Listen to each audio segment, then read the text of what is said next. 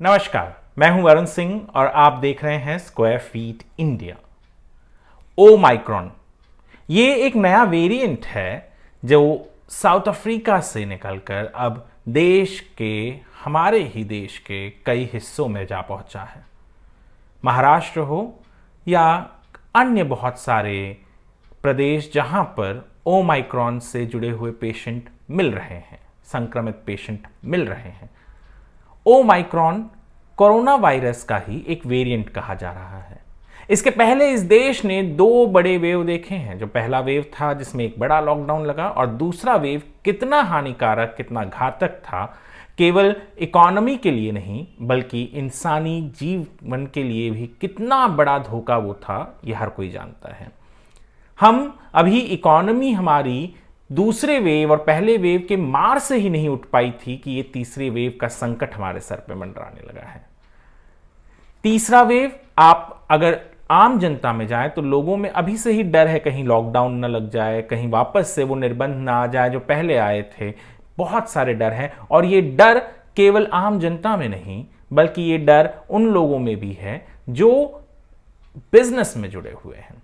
मैं बात कर रहा हूं रियल एस्टेट की। ओमाइक्रॉन और रियल एस्टेट इंडस्ट्री जो आमतौर पर निर्भर है लोगों के ऊपर, यानी आपने जिस तरीके से देखा होगा कि फर्स्ट वेव के दौरान रिवर्स माइग्रेशन जो हुआ, जो लोग साइट पे काम किया करते थे, जो मजदूर थे, वो लोगों ने पलायन शुरू किया अपने घरों की तरफ, क्योंकि उन्हें डर था कि वो यहां भूखे रह जाएंगे। इस कारण बहुत से लोग वापस चले गए। दूसरे वेव के वक्त बहुत से बिल्डरों ने अपने घरों में, यानी अपने जो जहां घर बन रहे हैं, जो बिल्डिंग बन रहे हैं, वहीं पे साइट पर जो मजदूर हैं उनके लिए इंतजामात किए। और अब मैं पहले ही कह चुका हूं कि दूसरे वेव से हम उठ नहीं पाए थे कि तीसरा वेव आने की शंका, डर लोगों के मन में है। ओमाइक्रॉन को लेके डर रियल एस्टेट इंडस्ट्री में भी है कि क्या होगा, कहीं कोई लॉकडाउन वापस से न लग जाए, कोई रेस्ट्रिक्शन ना आ जाए।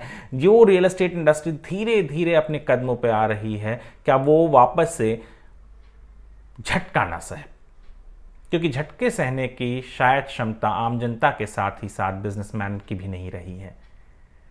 डॉक्टर निरंजन हीरानंदानी जो देश के जाने माने बिल्डर हैं, रियल एस्टेट में उनकी तूती बोलती है, उन्होंने हाल ही में एक स्टेटमेंट भी इशू किया। उन्होंने भी यही सारे डर व्यक्त किए और कहा कि क्या एक बूस्टर इसके लिए काम कर सकता है। कोई ये चीज़ नहीं जानता। वो खुद भी ये कह रहे हैं कि उन्हें भी नहीं पता कि किस तरीके से इस चीज़ से निकला जा सकता है। पर रियल एस्टेट इंडस्ट्री में जो डर हीरानंदानी का है, वही डर हर बिल्डर का है कि कहीं वापस से दोबारा कुछ ऐसा ना हो जाए। तो उसके लिए क्या करें?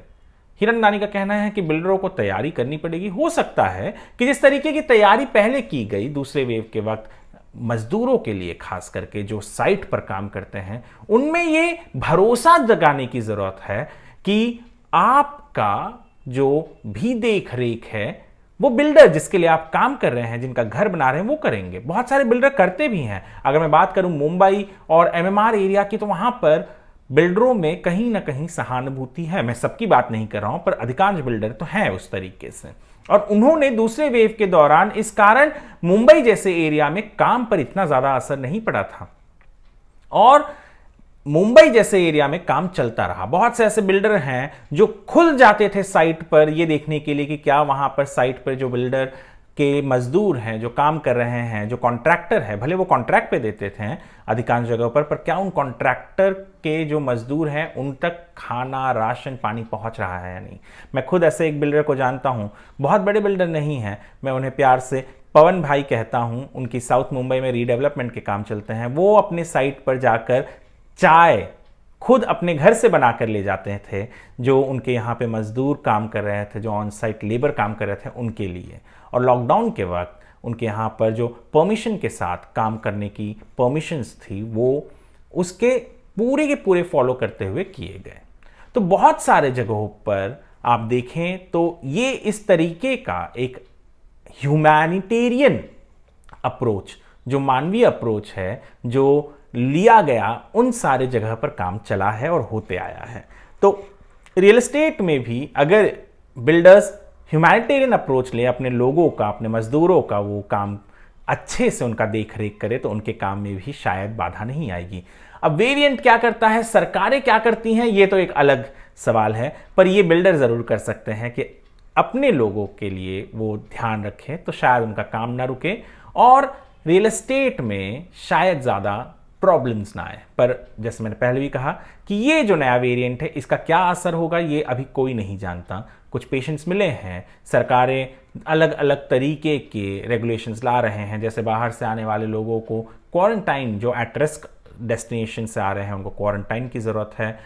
देश में भी बहुत सारी चीज़ें हो रही हैं। उम्मीद है कि ओमाइक्रॉन जो एक नया वेरिएंट निकला है कोविड का, उससे बहुत ज़्यादा असर ना हो। squarefeetindia.com ये एक रियल एस्टेट न्यूज़ वेबसाइट है और ये स्क्वायर फीट इंडिया का चैनल।